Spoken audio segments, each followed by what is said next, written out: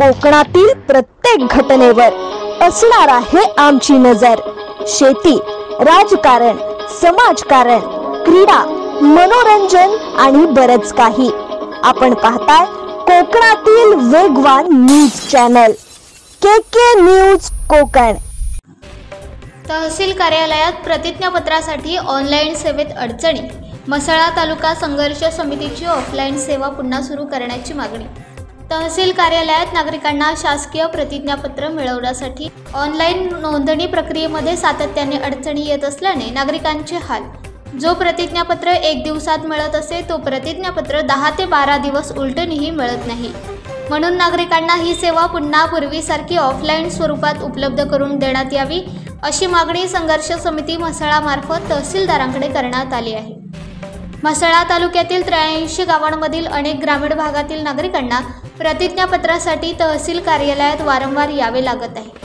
Online प्रणालीमध्ये तांत्रिक अडचणींमुळे प्रमाणपत्र मिळण्यास 8 ते 10 दिवस लागतात असे स्पष्ट करून ही प्रक्रिया सामान्य नागरिकांसाठी त्रासदायक ठरत आहे असे निवेदनात नमूद आहे। तसेच ऑनलाईन शुल्क केवळ 50-60 रुपये असूनही प्रत्यक्षात नागरिकांना कार्यालयात ये-जा करण्यासाठी 300 ते 400 रुपये खर्च येतो। त्यामुळे सामान्य नागरिकांवर आर्थिक भारही पडत आहे। संघर्ष समितीच्या वतीने तहसीलदारांना हे निवेदन देत असताना म्हसळा तालुका संघर्ष समितीचे अध्यक्ष समीर काळुखे, सुरेश कोरेकर, सुमित सावंत, फारुख पेणकर, हेमंत नागती, अनिल बसवत, बाबू बनकर, श्रीदत्त तांबे आणि जगदीश जाधव इत्यादी उपस्थित होते।